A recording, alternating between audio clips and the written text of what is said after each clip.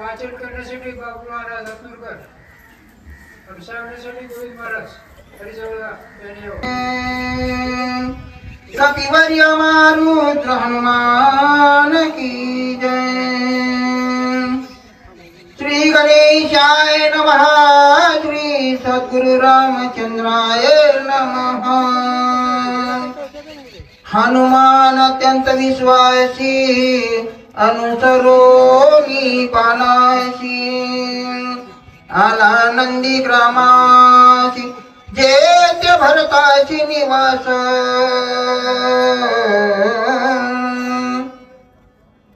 सुंदर अशा प्रकारचा विषय शास्त्रकारांनी प्रतिपादन केलेला आहे। विषयाच्या माध्यमातून जर आपण विचार केला तर ओवी, प्रसंग आणि त्याचं ध्येय या तीन गोष्टीचा विचार केला जातो। हनुमान अत्यंत विश्वासू, त्याच्या पाठीमागे सुंदर अशा प्रकारचा भाव आहे। हनुमंत हा कोणाचा विश्वासू होता? हनुमान अत्यंत विश्वासू। व्याकरणाच्या माध्यमातून जर आपण याचा भाव जर लक्षात घेतला तर हनुमंत हा रामचंद्राचा अत्यंतिक विश्वासू होता। हे सिद्ध कशावरून? त्यांच्या पाठीमागाला प्रसंग जर आपण आपल्या लक्षात घेतला तर भगवान रामचंद्रांनी दोघातली गोष्ट तिसऱ्याला सांगता येते का? पती पत्नी मधली जी काही गोष्ट आहे ती दुसऱ्याला सांगता येते का? येत नाही। पण हनुमंतरायाला शीतशुद्धीला जात असताना सांगितली होती। पण हनुमान अत्यंत विश्वासू हा सिद्धांत आपल्या लक्षामध्ये आला। अनुसरुनी बाणाशी, बाणाशी का अनुसरला याच्या पाठीमागे एक कारण आहे। बाण हा लोखंडाचा जातोय पण त्याच्यावर राम नाम चिन्हांकित मुद्रा होती। मग आता बाणाला मानलं की त्या मुद्रेला मानलं? तर मुद्रेला मानलेला नामाला मानलेला आहे आणि त्या नामाच्या संगतीनं बाणाला महत्व आलं। तसं साधकाला नामाच्या संगतीनं देहाचा उद्धार करता येतो। हे एक सिद्ध गोष्ट झाली। दुसरा प्रसंग असा आहे की हनुमंत त्या बाणाच्या संगतीनं ज्या वेळेला बाण जिकडे नेईल त्या दिशेनं आला आणि आधांतरी राहून निरीक्षण करत असताना नंदीग्रामामध्ये हनुमंतरायाला काय काय अनुभव आले हे पुढच्या प्रसंगामध्ये आपण आपल्या लक्षामध्ये घेऊ। बोला। भरत श्रीरामाचा निज भक्त, भरते भक्ती उल्लासित, आचार्य भक्तीचा भरत, भरते निर्मुक्त चराचर। ओवीच्या माध्यमातून चार प्रसंग आपल्याला लक्षात आणून दिलेले आहे शास्त्रकारांनी। आता प्रथमतः जर हा प्रश्न आपल्या समोर जर कोणी मांडला की बाबा भक्ती कशासाठी करावी, या प्रश्नाचं उत्तर आपल्याकडे आहे का? या प्रश्नाचं उत्तर आपण देऊ शकत नाही। आपण एवढंच म्हणू किंवा भक्ती हे देव प्रसन्न होण्यासाठी। मग देव प्रसन्न झाल्याच्या नंतर पुढची प्रतिक्रिया काय आहे आपल्याला माहिती आहे का? काही माहिती नाही। मग नेमकं भक्तीचा उद्देश काय आहे? भक्तीचा उद्देश काय आहे या प्रश्नाचं उत्तर या ओवीच्या माध्यमातून दिलेलं आहे। तर भक्ती कशासाठी करायची आहे? तर निर्मुक्त अवस्था उपभोगण्यासाठी भक्ती करायची। जर मुक्त अवस्था साधकाला जर भोगायची असेल तर नेमकं कोणाची भक्ती करावी लागेल? तर श्रीरामाची भक्ती करावी लागेल। श्रीरामाची भक्ती करत असताना निज या शब्दाचा अर्थ आत्मसमर्पित होणे। आता आत्मसमर्पित होणं म्हणजे नेमकं काय आहे? 5-6 महिन्याचा लेकरू जसं त्या आईला समर्पित असतं, आईनं सर्व त्या मुलाचं करावं लागतं, तसं भगवंताला पूर्ण सर्वस्व समर्पित झाल्याच्या नंतर तिथं हा एक भाव निर्माण होतो। भगवान परमात्म्याने सांगितलेलं आहे, अन्यन्य चिंतयन्ते माम ये जना परि उपासे तेषां नित्याभियुक्तानां योगक्षेम वहाम्यहम्। जो भगवंताला परिपूर्ण समर्पित झालेला आहे त्याचा योगक्षेम भगवान परमात्मा चालवतो। म्हणजे या न्यायानं हा भरत प्रभू रामचंद्राला आत्मसमर्पित झालेला होता। तिसरा सिद्धांत काय म्हणतात की भक्ती करत असताना उल्हासितपणा निर्माण होतो। केव्हा होतो? इच्छित भक्ती केल्याच्या नंतर इच्छित फल प्राप्त झाल्याबरोबर देवाचा आणि आपला संबंध तुटला जातो आणि निष्काम अवस्थेतून भगवान परमात्म्याची भक्ती करत असताना पाहता पाहता भगवंतमय जीवन जगावं अशा ज्या साधकाची अवस्था निर्माण होते त्या साधकाची भक्ती उल्हासितपणानं होते। जेव्हा साधक भक्ती उल्हासितपणानं करतो आणि देव पाहावयाशी गेलो ते देवाची होऊन ठेलो ही अवस्था साधकाला जेव्हा प्राप्त होते त्यावेळेला तो निर्मुक्त। ही अवस्था कोणाची होती? तर भरताची होती। कळली कोणाला? तर हनुमंताला। कोणाची अवस्था कोणाला कळते? आई व्हावं तेव्हा आई कळते, बाप हवा तेव्हा बाप कळतो, अन्यथा कळत नाही. या ज्ञानात संतांनी संतांना पाहिल्याबरोबर संतांच्या लक्षामध्ये आलं आणि हनुमंतरायांनी जाणलं हा मुक्त अवस्थेमध्ये प्रगट झालेला आहे, मुक्त अवस्था उपभोगू लागलेला आहे, अशी अनुभूती हनुमंताला आली. म्हणतात भरते भक्ती विस्तारली, भरते भक्ती प्रकाशिली, भरते भक्ती वाढविली, भरते पालाळिली निज भक्ती. विशेषण रूपाने शब्द भूमी मांडलेली आहे. आता भरते भक्ती विस्तारली, भक्तीचा विस्तार कोणत्या ठिकाणी होतो? भक्ती हा शब्द जर आपण आपल्या लक्षामध्ये जर घेतला तर नेमकं भक्ती साकार आहे का निराकार आहे? भक्ती हे भाव आहे, भाव साकार तर नाही की निराकारच आहे. आता याच्यामध्ये आपल्याला हा विषय लक्षामध्ये घ्यायचा आहे की भक्ती कोणत्या ठिकाणी विस्तारित होते. भक्तीला क्षेत्र लागतं, देहरूपी क्षेत्र आहे. अंतःकरणापासून ते अहंकारापर्यंत मन बुद्धी चित्त आणि अहंकार या 5 ठिकाणी त्या भक्तीचा विस्तार झालेला आहे. अंतःकरणामध्ये ज्या वेळेला रुजते, अंतःकरणामध्ये रुजलेली भक्ती मनापर्यंत जाते, मनाच्या नंतर बुद्धीपर्यंत जाते, बुद्धीच्या नंतर चित्तामध्ये अर्पित होते. चित्त चिंतन करता करता अहंकारारूढ झाल्याच्या नंतर दुसरं मला काही करायचं नाही, फक्त भगवतमय अवस्था मला उपभोगायची आहे, हे साधकाची अवस्था होते. म्हणजे विस्तार कुठं होतो हे लक्षामध्ये आला. आता भरते भक्ती प्रकाशिली, प्रकाशिली या शब्दाचा अर्थ असा आहे, निव्वळ साध्या आणि सोप्या भाषेमध्ये शास्त्रकारांनी आपल्याला पटवून दाखवलेलं. समजा एखाद्याने जमीन पेरली, पेरल्याच्या नंतर काय पेरलं हे विचारतात. त्या पेरलेल्या बीजाची उगवण झाल्याच्या नंतर विचारण्याचा प्रश्न उरतो का? उरू शकत नाही. तसं अंतःकरणामध्ये रुजलेली भक्ती आहे आणि त्या रुजलेल्या भक्तीच्या माध्यमातून इंद्रिया करवी क्रियारत होते, तेव्हा मी भक्त आहे सांगण्याचा प्रश्न उरत नाही. म्हणजे भरते भक्ती प्रकाशिली हा शब्द आपल्या लक्षामध्ये आला. भरते भक्ती वाढविली, आता भक्तीची वाढ कुठपर्यंत आहे?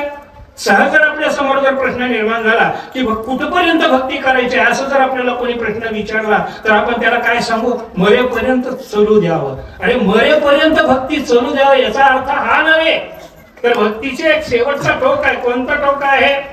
श्रेय ही ज्ञानाभ्यासा ज्ञाना ध्यानम विशिष्यते, ध्यानात कर्मफल त्यागा शांती निरंतरम, पूर्ण अवस्था प्राप्त होईपर्यंत. वनस्पतीची वाढ कुठपर्यंत होते? फक्त फल प्राप्त होईपर्यंत. फल प्राप्त झाल्याच्या नंतर वनस्पतीची वाढ होते का? होऊ शकत नाही. भक्तीचा सिद्धांत तोच आहे. श्रवण प्रक्रियेपासून ते आत्मनिवेदनापर्यंत शेवटचा टोक कोणता आहे?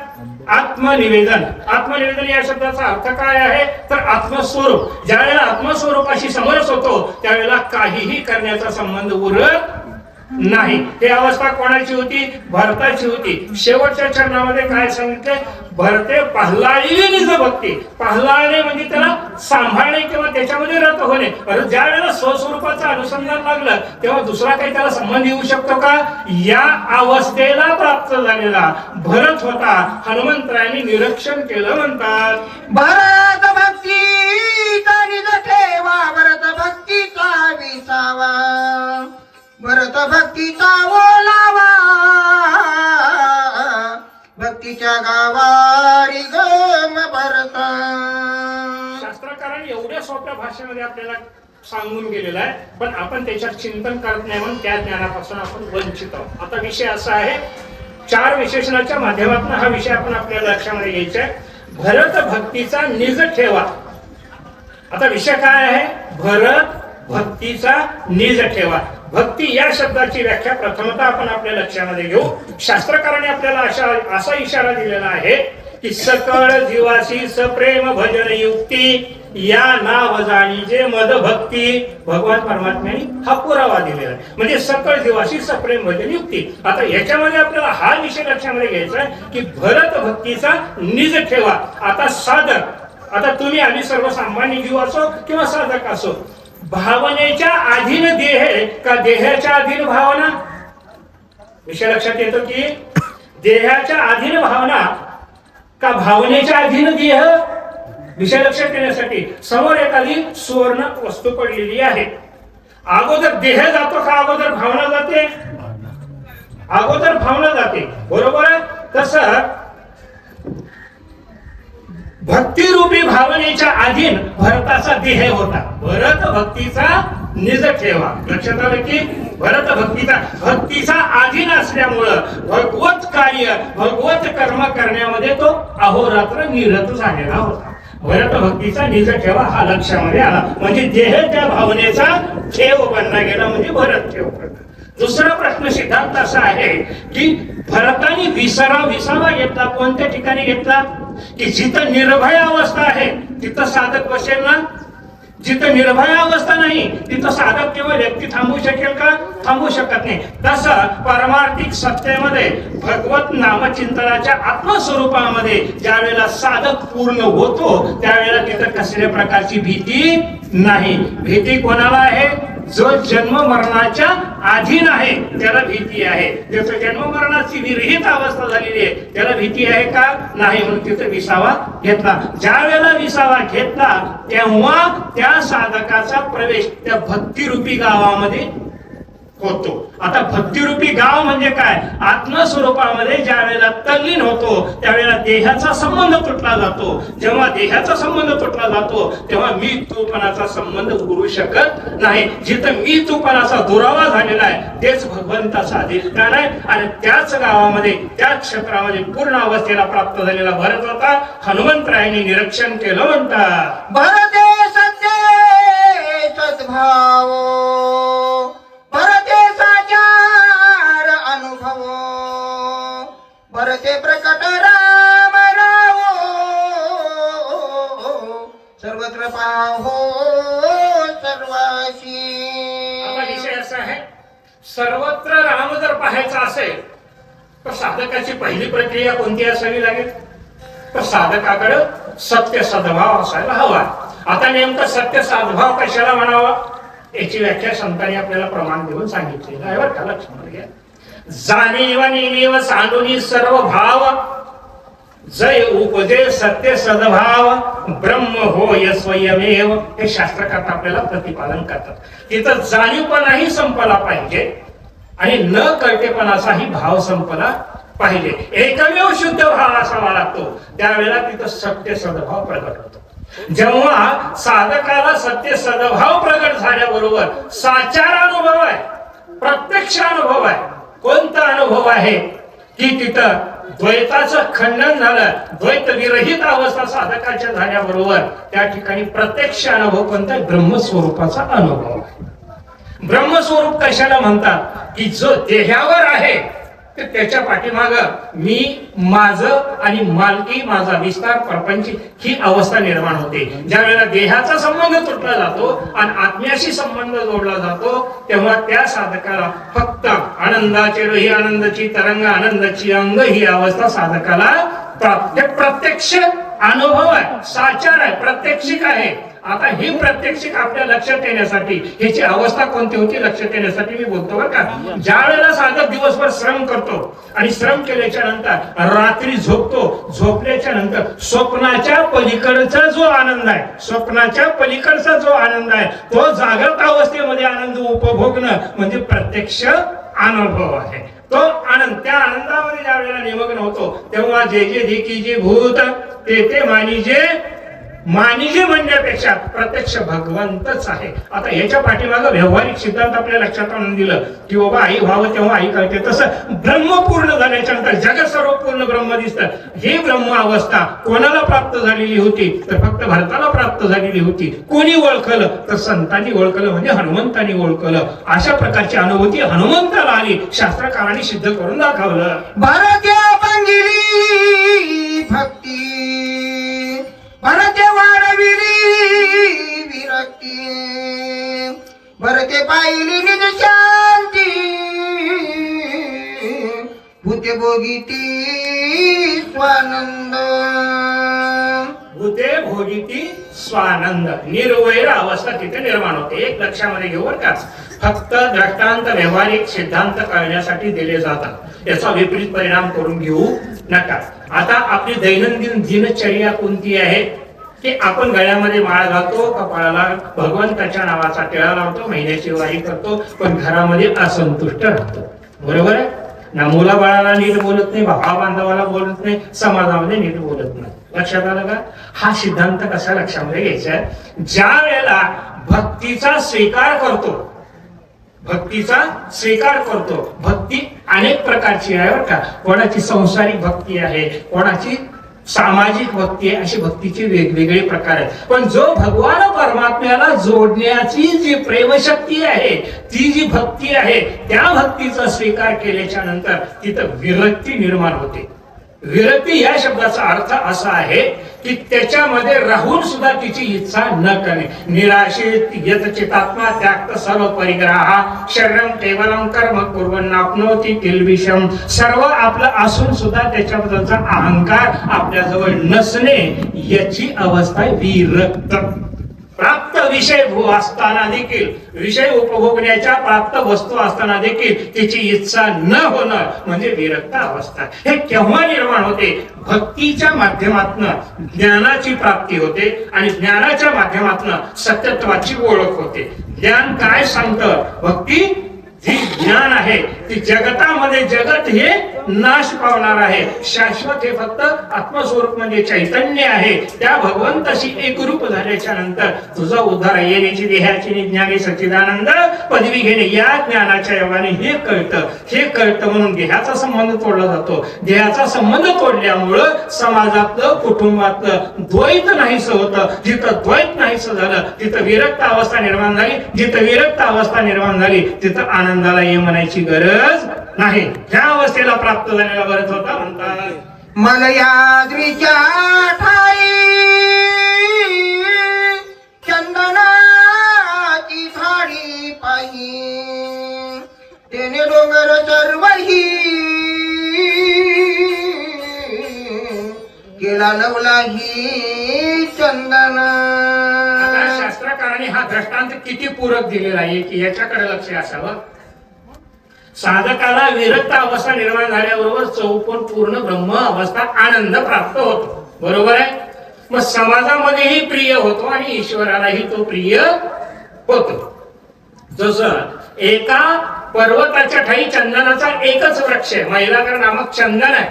त्या चंदनाच्या वृक्षाच्या संगतीनं तो परिसर सगळा चंदनमय झालेला आहे. मग कसा झालेला आहे? पर्वत कोणता आहे, चंदन कोणता आहे, आणखी 2 ओळीच्या नंतर आपण सिद्ध करू. तोपर्यंत व्यापक अवस्था कशी होते याचा सिद्धांत पुढच्या ओळीमध्ये ऐकू.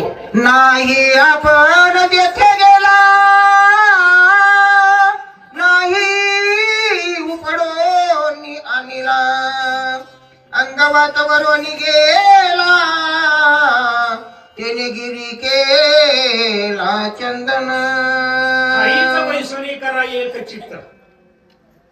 ठाईच जागेवरच आहे, चंदन त्या जागेवर आहे. हा चंदन कोणा वृक्षाला भेटायला गेला नाही आणि किंवा कुठला वृक्ष या चंदनाला भेटायला आला नाही. मग व्यापक अवस्था निर्माण झाली.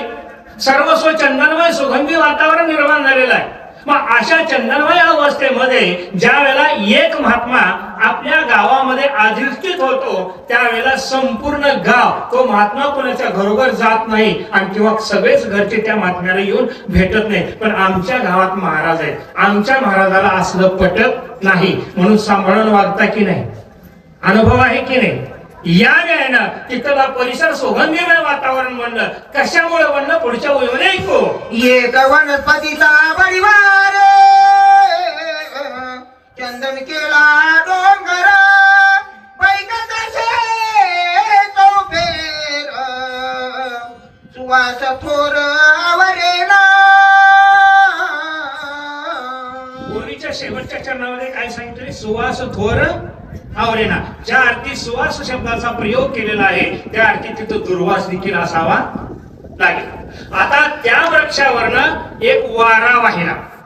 त्या वाऱ्याच्या संगतीने पूर्ण परिसर सुगंधीमय बनलं.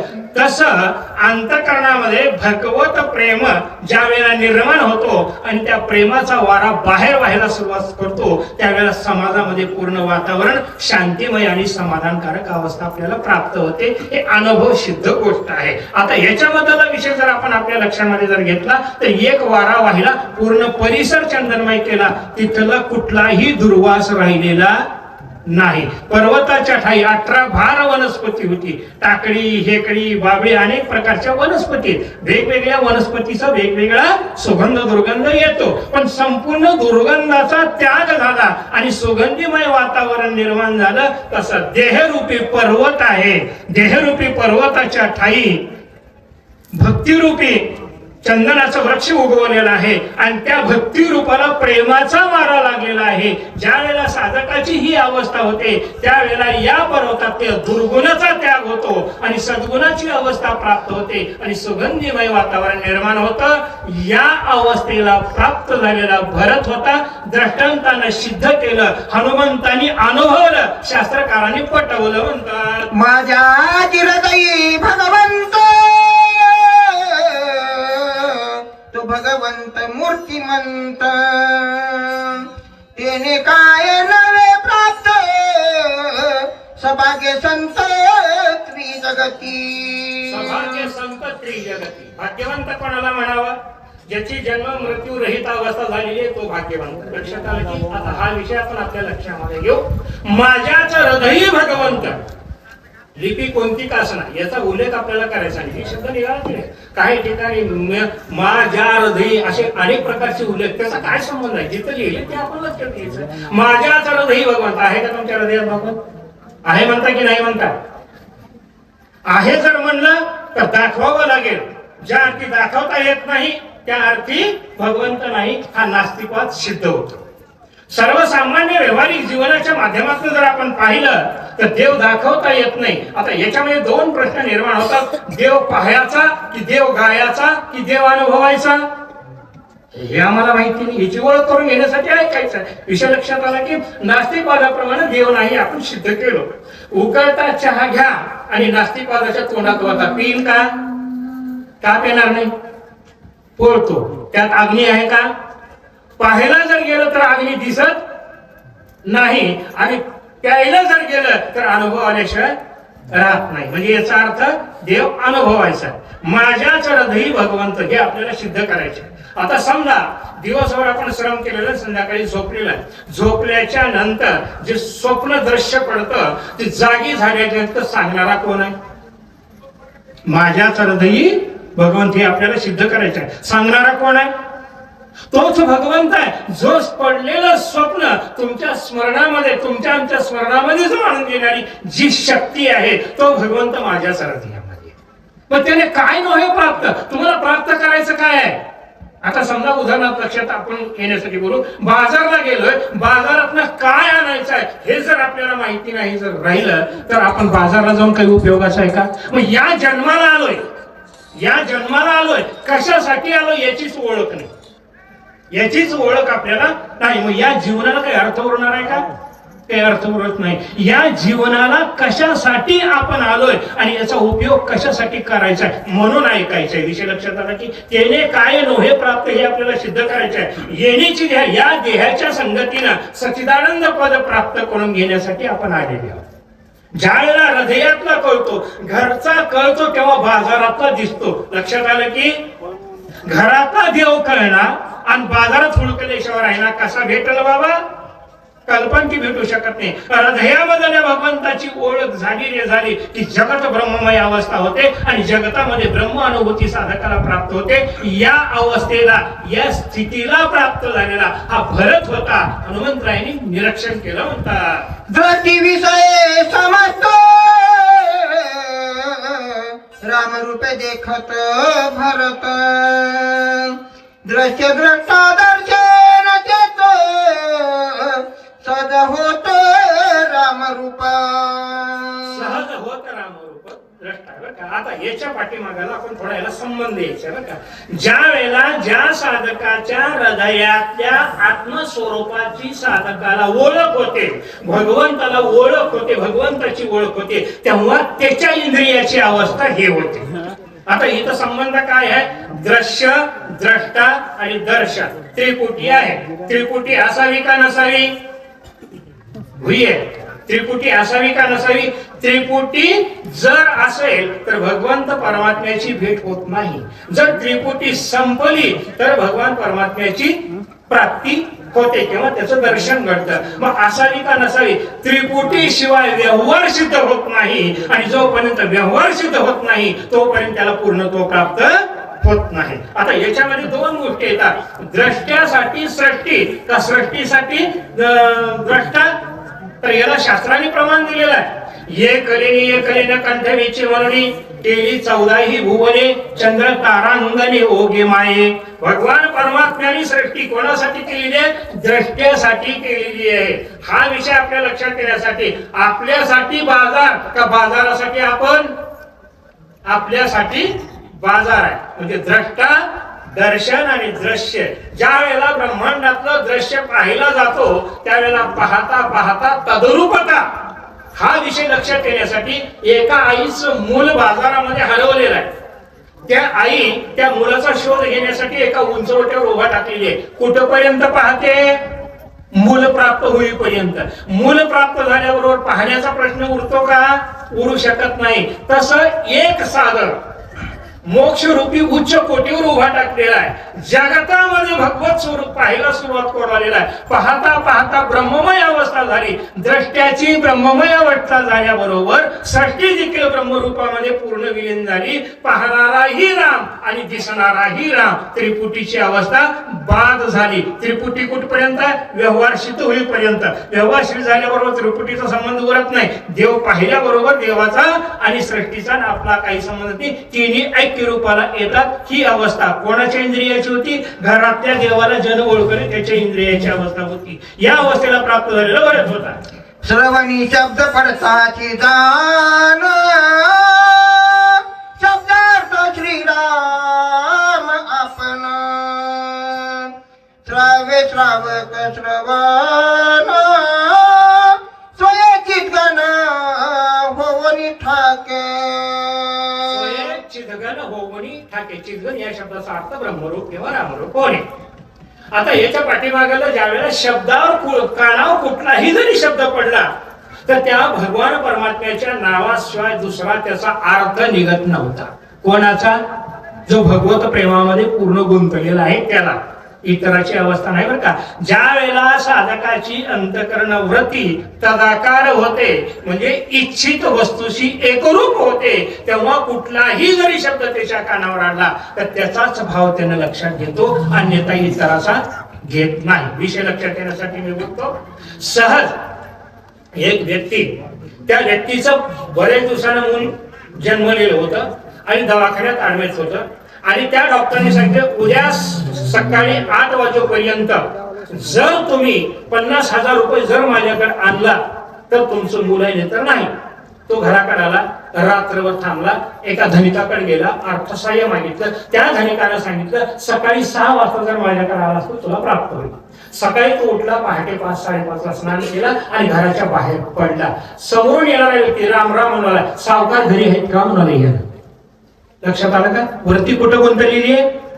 अर्थसहाय्याकडे. जसं अर्थसहाय्याकडे वृत्ती गुंतल्याच्या नंतर बोललेला शब्द तोच येतो, तसं ज्याचं पूर्ण अंतकरण वृत्ती भगवंताशी समर्पित झालेला आहे कुठलाही शब्द जरी बोलला तर राम अर्थाशिवाय त्याच्याकडे तो शब्द येत नाही. या अवस्थेला प्राप्त झालेले भरताची इंद्रिय होते म्हणतात. गाणे घेता वास वास सबाय परस ग्रे घ्राता घ्राण समत चिदाकाश होनी ठाके.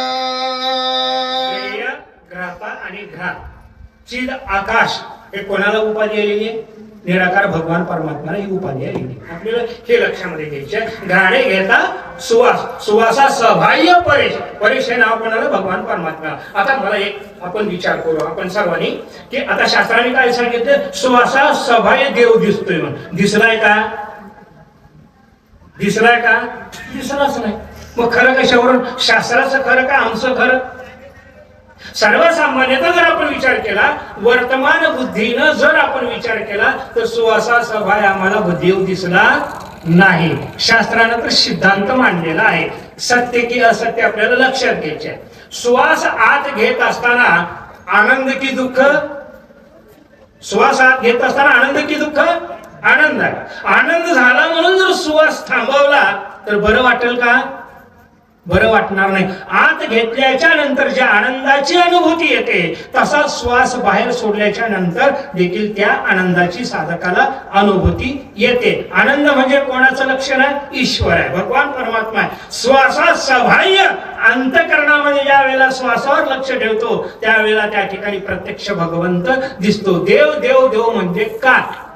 तर सहज आपलं चिंतन होतं, सहज नाम घडतं. तर देव देव या शब्दाचा अर्थ श्वास जाणे आणि येणे, श्वास जाणे आणि येणे, सोहम सोहम या शब्दाचा याच्यामध्ये उच्चार होतो. ज्या वेळेला ज्या साधकाने या श्वासावर नियंत्रण केलेलं आहे त्या साधकाला सहाय्य परेश अनुभवला येतो आणि तेच अनुभव व्रताचा होता. हनुमंतरायांनी जाणलं म्हणतात. त्वचा घेऊ जाये स्पर्शाची तव जोई ते राम प्रकाशी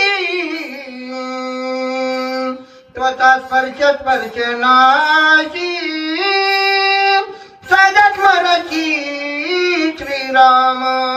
सहज समरसी श्रीराम. आता त्वचेला कोणाचाही जरी स्पर्श झाला तर त्या रामाचीच अनुभूती येत होती. खरं असेल का? जोपर्यंत भेदाची निवृत्ती होत नाही तोपर्यंत अद्वैत सिद्ध होत नाही. सर्वसामान्यतः सामान्य आपल्या बुद्धिरूपाने जर विचार केला तर या सृष्टीमध्ये मोठा भेद कोणता आहे? स्त्री आणि पुरुष भेद आहे, बरोबर आहे.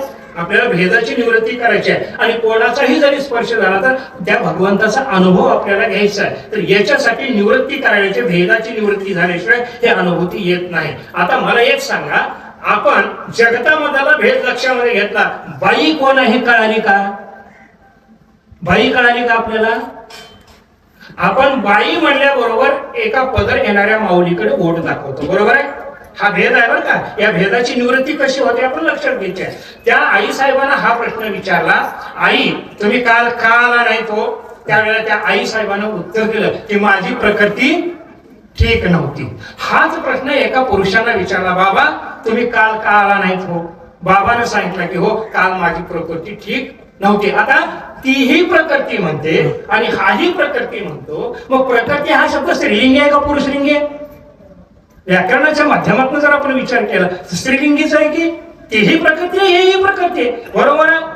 मग या प्रकृतीला म्हणायचं काय? याला शास्त्राने परवा दिलेला आहे. प्रकृती पतिव्रते लागी पहिला एक पत्नी व्रते या लागी पुरुष याते बोलीचे, या लागी पुरुष याते. अरे ज्या पुरुषावर लक्ष आहे त्या पुरुषावर लक्ष ठेवल्याच्या नंतर बाईचा संबंध तुटला जातो. म्हणजे मुंगीपासून मानवी देहापर्यंत ही ज्या आकाराला आलेली जी पुतळे हे प्रकृती म्हणजे माया आहे आणि त्या मायेची सत्ता आणि नियंत्रण करणारा जो पुरुष आहे त्या पुरुषाला ज्या वेळेला आपण साधक प्राप्त करून घेतो त्यावेळेला भेदाची निवृत्ती होते. जिथं भेदाची निवृत्ती झालेली आहे तिथं रामाशिवाय दुसरी अनुभूती येत नाही. हा सिद्धांत शास्त्रकारांनी सिद्ध करून दाखवला आणि या अवस्थेला भरत पोहोचलेला होता. हनुमंतांनी अनुभवलं म्हणतात. रचना रातली आवडी घेता राम रसाची गोडी त्रिपुटी धारी देसो धडी रचना ओसंडी रसाते, रसना ओसंडी रसाते. आता विषय लक्षात येण्यासाठी बरं का आपले अनुभव आहेत हो. आता याच्यामध्ये फरक कशात आहे? दैनंदिन हे संपूर्ण विषय आपल्या अनुभवाचे, दररोज आपण अनुभव घेतो पण हा अनुभव प्रापंचिक सत्यामध्ये जोडल्यामुळे आपण त्याच्यापासून वंचित आहोत. लक्षात आलं की जो अनुभव स्मृतीमध्ये ठेवतो त्याचं नाव संत आहे आणि जो अनुभवाची विस्मृती करतो त्याचं नाव सामान्य आहे. विषय लक्षात आला की आता याच्यामध्ये विषय असा आहे विषया विनिवर्तते निर्हरश देहिनाम रसवर्जो रसोपेक्ष. कारण ज्या वेळेला रसनाचा विषय राम बनतो त्यावेळेला कुठलाही पदार्थ खात असताना त्या पदार्थाच्या चवीचा संबंध राहत नाही. सत्य की असत्य लक्षात येण्यासाठी मी बोलतो. एखादा वेदांतिक कठीणातला कठीण शब्द आहे त्याला कितीही जरी आपण भोकंपट्टी जर केली तर आपल्या स्मरणामध्ये राहत नाही, बरोबर आहे. आपल्या स्मरणामध्ये राहत नाही. त्याला स्मरणामध्ये ठेवण्यासाठी अहोरात्र त्याचं चिंतन करतो. त्या चिंतनामध्ये ज्या वेळेला साधक व्यतीत होतो त्यावेळेला त्याच्या समोर जर पंचपक्वान अन्न जर आणून ठेवलं आणि त्याला जर विचारलं खरट आहे का आंबट आहे म्हणून सांगू शकाल का?